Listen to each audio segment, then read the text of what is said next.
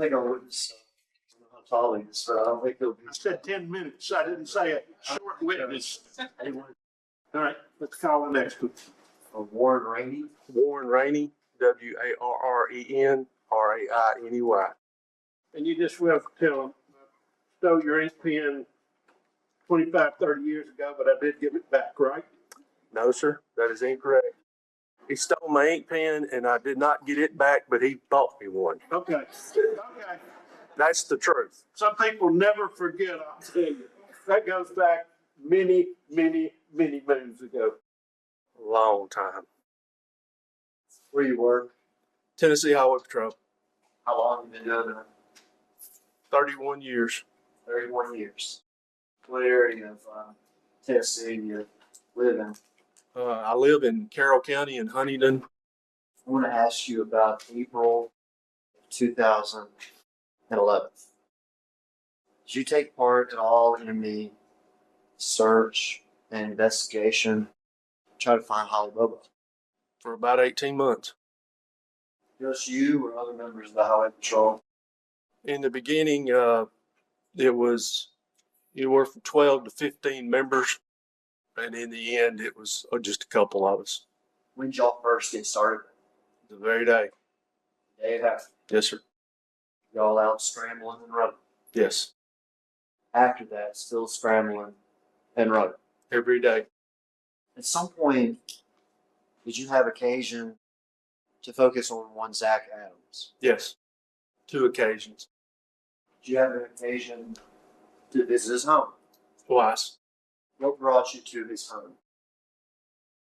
Very soon after Holly was taken, I began asking people for anyone who lived north of Parsons, who had been in trouble, drug user, sex offender, which I could look that up on the internet, which I did.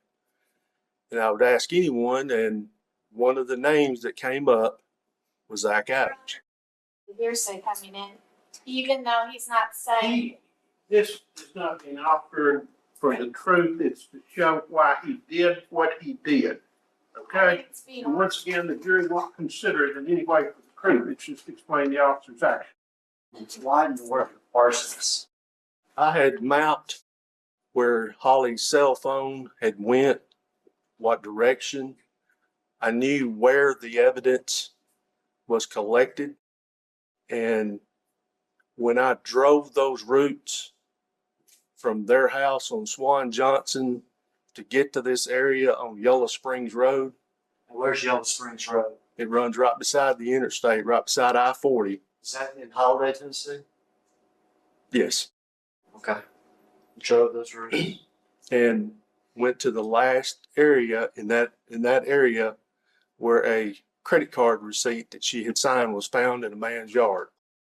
So in my mind, this someone knew exactly where they were going. They knew these roads because I've worked in and out of this area for 25 years. And I don't know that I could drive through there today without having them out. You're looking out for a tourist, somebody who knew these roads. They had to know it. Someone in the area of Yellow Springs and Holladay. Yes, sir. An area that you have been in years and years and years. Yes. So what men did you go to? What men near Holladay did you go to? Sometime around the second Saturday, I had been speaking with FBI and the TBI, and I decided that I was going to go to Zach's house, see if I could find him at home. You said second Saturday after what? Second Saturday after the abduction. Which was on Wednesday. Yes. So this would be about a week and a half after the abduction. Is that Yes. correct? Best of my memory, it was. To your knowledge, was Zach Adams a local? Yes. My troopers knew of him well. To your knowledge, does Zach Adams live near Yellow Springs Road? Not very far. North of Parsons? Yes. Near Holladay, Tennessee? Yes. Why'd you go to talk to him? His name kept coming up. What was your purpose? Matter of fact, just to knock on his door and see if he knew anything about this. Is that what you did? Yes. Tell us what happened. knocked on his door. I took a trooper with me. It was fairly early in the morning, not real early. The door opened up and Zach came to the door, opened it up. He looked like he had just woke up, just got out of bed, had on a pair of blue jeans, some kind of shoes, no shirt. Asked him to step outside, asked him what his full name was. He said, Zachary Adams. What's this about? And I said, well, just let me ask you a few questions. And I said, do you own a cell phone? He said he did. And I said, well, give me the phone number so I can put it on here. And he said, no, my girlfriend's already gave that to him. And I said, what, gave what to who? He said, gave my number to other agencies. And I said, well, just give me your number so that I can have it in case I want to talk to you. And what's your address? And he said, wait a minute, I need to get a shirt. So he starts into the house to get a shirt. Well, I'll go in right behind him. We take about 3-4 steps. And he stops and turns around and he says, what are you doing? And I said, well, we're coming in here to get a shirt. I'm not going to let you walk in here by yourself. And there was a shirt laying on a pool table, I believe it was. And he got it out and he wanted me out of the house. So we went outside and he put it on. And he kept telling me that he didn't have anything to do with it, that his girlfriend had turned him in. And I could tell he was just visibly shaking. He was scared. Why did you come to the conclusion that he was scared? He was shaking. Shaking so much that you noticed it? Oh, yes. A lot or a little bit? A lot. How long did that meeting last? It was pretty short. I went over to talk to his grandfather because I knew from looking on the internet, but I wanted to know where their property line was, the back of the house. His grandfather, very nice man, was very helpful. And then we left. Okay. And did you leave and just forget about it? Nope. Tell me what you left and did. When I drove down to the end of the driveway, I was doing more driving, looking out my left rearview mirror than I was looking where I was going. They live on a road. Their driveway is very long. We was left from the grandfather's house, which is next door, and I saw Zach in my mirror and even keyed the radio up and told the trooper behind me, look out your mirror. Zach ran, I'm not talking, a little jog, a little sprint, wide open back to his house. Ran wide open. What did you think about that? Why does he need to get back to that house? Something's up. You've been shaking? Is that right? Yeah. Now run. Yes, sir. So what you did next? I went and hid up the road. You hid up the road. I went up the road by the CB shop and hid. I wanted to watch. Told a trooper to go back down 641 toward Parsons and stop somewhere. I called, I'm going to say a command post, someone there, told them, you need to get someone up here because I'm very suspicious about Zach Adams. There's something here. And about that time, a pickup truck pulled out and headed toward Parsons. Pull that where? Out of their driveway. Who was in that pickup truck? Dylan. Dylan Adams? Yes, sir. I did not know that at the time, but he left out there so reckless, well, I had probable cause to stop him. So we had a trooper stop him before he got to Parsons. So he took out driving fast on it. Oh, yes. And took back roads to get to Parsons. And he was stopped later. Yes. All right. And what'd you do? Just continue to watch the house.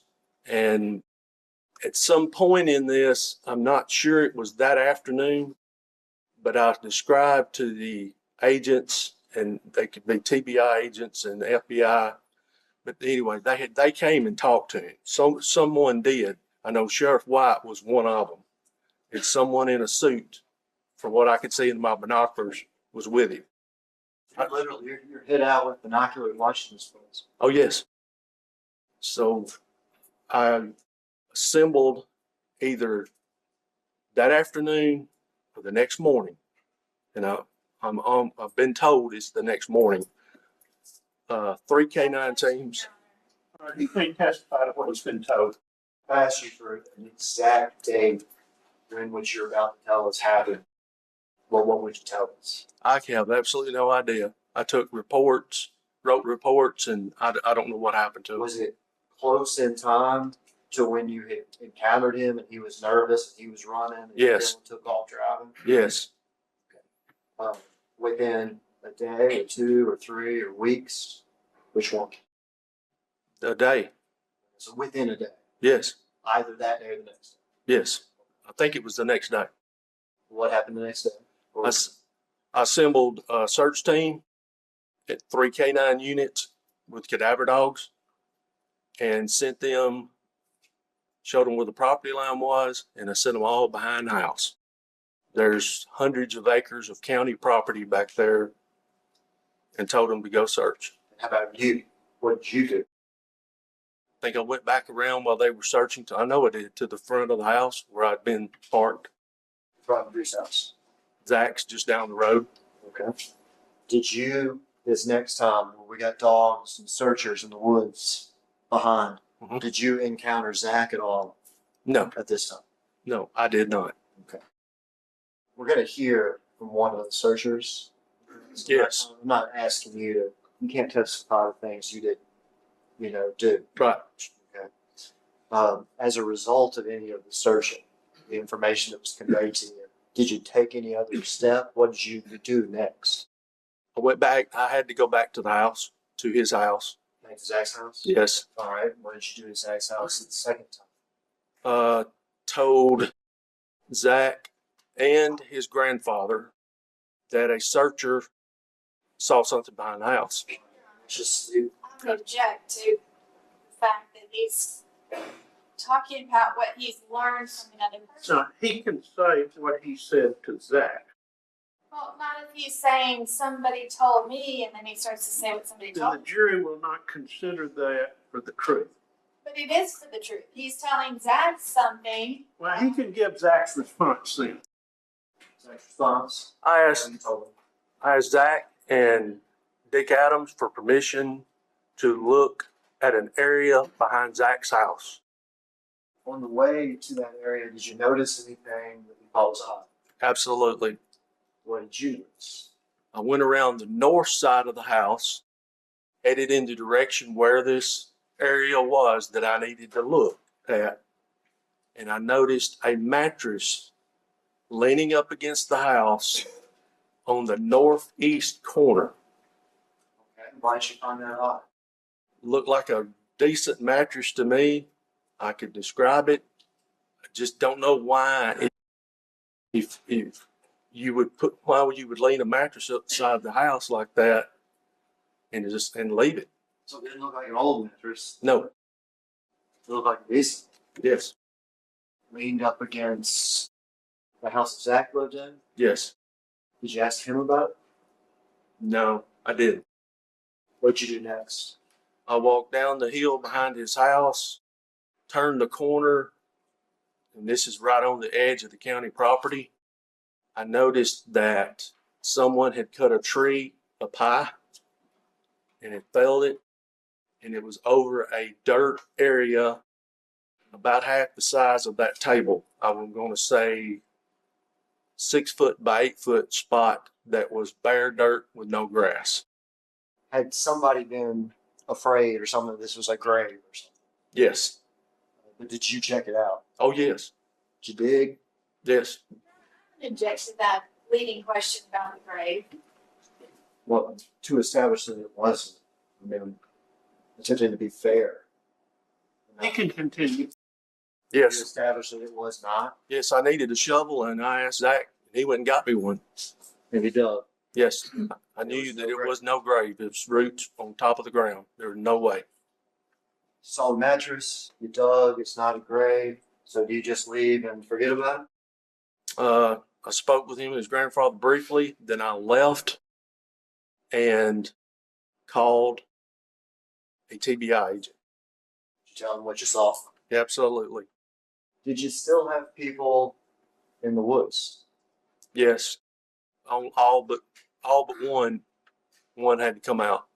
You still have one person in the woods. No, I And had everybody 6, 8, was 10 in the woods. One had to come out. Still watching. Yes. We'll take lunch as soon as you finish cross-examination. So, Mr. Rainey, did you know Mr. Adams before Holly Bobo disappeared? No. So you basically went around town asking who's a bad guy. Yes. Okay. And somebody, based on what they said, you decided you were going to focus on Zach Adams.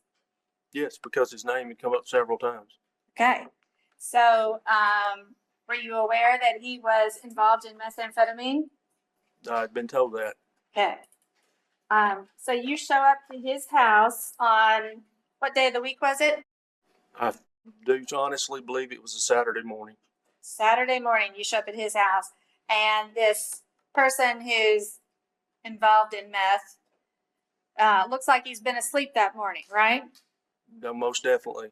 And I see today you're wearing a highway, is that a highway patrol, Tennessee Highway Patrol uniform? One of them. Yes. And when you showed up at his house, would you have had a Tennessee Highway Patrol uniform on? Yes, as a utility.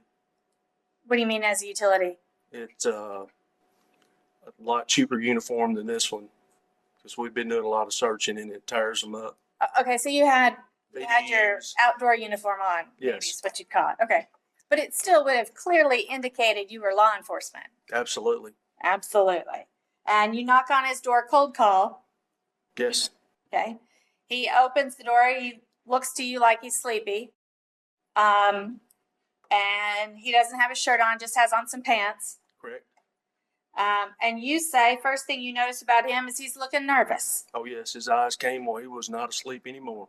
He opens the door and hears the police standing there, and his eyes are big, you said. Yes. Okay. And you said at some point as he's talking to you, he begins to shake. Immediately. Immediately. Police are at his door, and he opens the door. You've got on a uniform. Do you have a gun when you are in your uniform? All the time.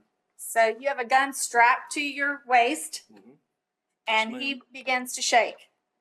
Yes, ma'am. Okay. And so next thing you're asking him for is, and you don't have notes of your activity that day with you, do you? I turned them in. Okay. So the next thing that you ask him is you say, well, you want his telephone number. I think something to that effect. His full name, his address, his cell phone number. And he begins to get nervous when you ask for his telephone number. Is that right? Now, he was nervous when he opened the door. He begins to object to giving you his telephone number. Yes, he did. And he says that it's already been provided to law enforcement. He said his girlfriend had turned it in. Okay. Now, when you were there that day, had you been specifically told to go talk to Zach Adams? Absolutely not. So this is kind of what you're doing as a searcher, an assistant. Is that right? Yes. Okay. And I mean, you're doing this out of the goodness of your heart because you're wanting to help find this missing person. Is that right? I'd have done anything to found her. Okay. And so you say you want his cell phone number. Mhm. And he does not provide it to you at that point. Is that right? Not at the beginning. Okay. And he eventually provides it to you? Yes. Okay. He says, well, wait a minute. I need to go get a shirt. Mhm. Okay. And so he turns around and he starts to walk back to get a shirt on. Right. Correct. And you, without invitation, step into his house. Absolutely. And you recognize you have absolutely no legal right to be in his house. I wasn't going to go all the way through his house, but I was not going to let a man that I did not know step in a house and obtain a firearm and shoot me. Okay, but that's a position you put yourself in. Absolutely. Okay. And so you took it upon yourself to step on into his house. Yes. Okay. Now, if somebody wearing a gun showed up at your house and began to walk into your house, you personally might, let's say they're not wearing a uniform, they just are standing there with a gun on. You might find it offensive for someone with a gun on to step into your house without invitation. It would probably cause me some concern. Yes. So, he turns around and says, wait, what are you doing? Yes, ma'am. And for all you know, no telling what he had in his house, right? I have no idea. So you're certainly trying to imply here today that your suspicion is he had something to do with Holly in his house. When I went in the house, it had nothing to do with Holly in his house. It had to do No. with him obtaining a weapon. You're implying to the jury here today that the reason he was so nervous was there's probably some kind of Holly evidence in his house. Is that what you're trying to suggest? No, ma'am. No. I stepped in the door. I'm not talking about why you went in the house. You went in the house to make sure he wasn't getting a gun to shoot you. True. But what you're saying is the reason he was so nervous, the reason he didn't want you in the house. You suspect the reason he didn't want you in the house was because there could have been, or you suspect there was, either Holly's body in the house, Holly alive in the house, or some kind of evidence about Holly in the house. Any of the above? But that's your suspicion. Yes. Okay. And that's what you're clearly trying to indicate to the jury here today. Yes. Okay. But you would agree with me, it is just as likely that he could have had all kinds of drugs in the house, and that might be why he would be nervous. Absolutely. Because after all, you've already heard that he was involved in methamphetamine and other drugs. Oh, yes, I know that for a fact. Okay. So, besides the fact that he might have been nervous about having Holly in the house, he could have had marijuana plants growing in the house.